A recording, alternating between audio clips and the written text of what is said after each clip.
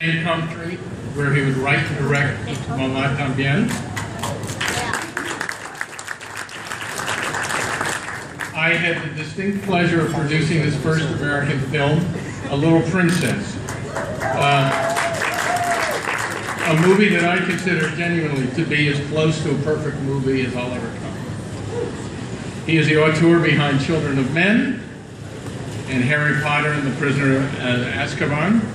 This year, his film Gravity, an achievement in film making unlike anything we've seen, has garnered 10 Oscar nominations, of which he's personally nominated for 3.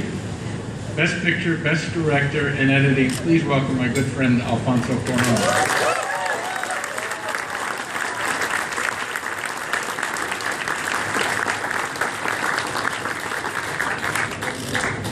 First of all, I would like to thank and congratulate the foreign language film committee, for the amazing work that they've been doing in the last few years. They turned something was like a dull thing was completely disconnected with contemporary cinema into something that is so alive and very representative of world cinema. So I congratulate Mark and everybody involved in the film.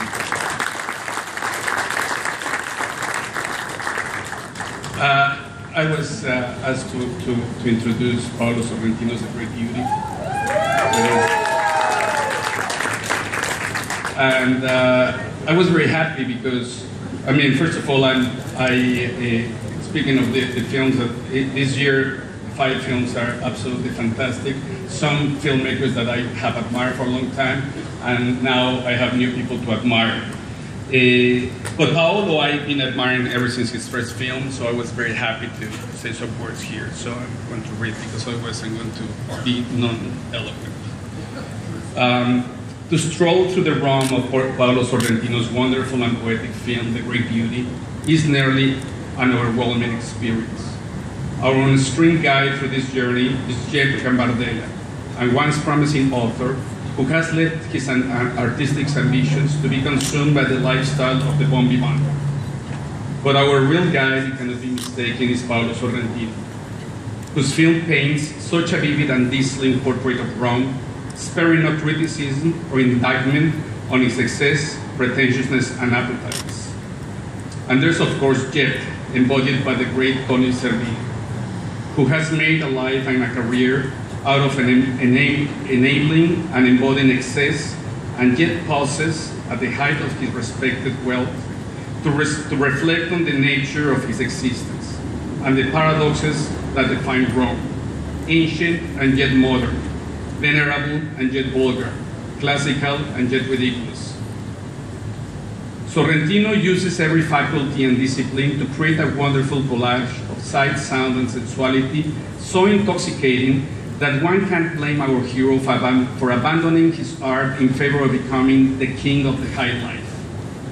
But we all grow old, and our appetites wane, and our pretensions are stripped away, and at that point, what is left?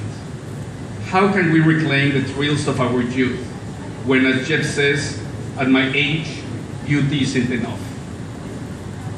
This is where the power of Paolo Sorrentino's film lies. When we realize that beneath the artificial and the fleeting pleasures of the city, there is something real in Rome, of course, and there has always been. And so the film pulls one of his most spectacular achievements, becoming both a satire of the city flaws, but more forcefully, a celebration of his enduring power and its ability to inspire over the course of many millennia. Rome is the great beauty.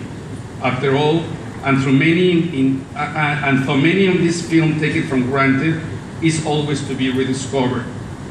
Roots are important, says an ancient woman towards the end of the film, and another opines, the old is better than the new. But the future is marvelous, says our hero towards the end of his own life. And if Paolo Sorrentino is our guide, the future of cinema is in good hands. Please welcome Paolo Sorrentino.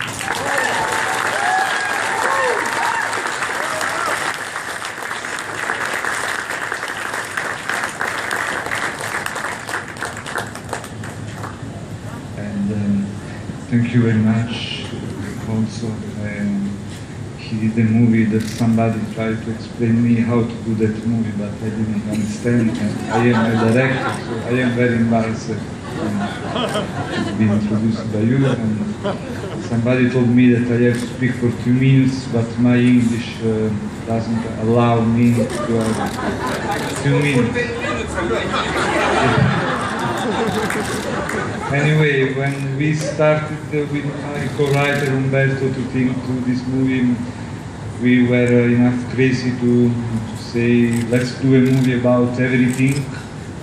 And at the end we found out that we were doing a movie about the nothing.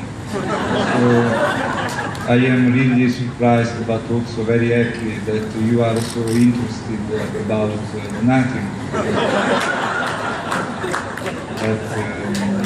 And that's it. It's 1 minute. And the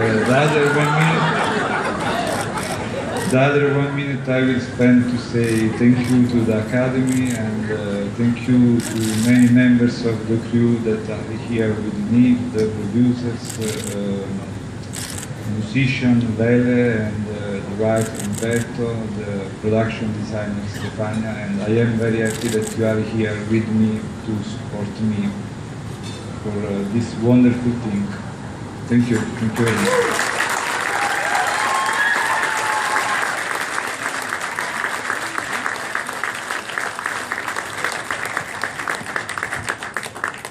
Our last presenter doesn't just hail from the acting branch. Basically, he is the acting branch. It's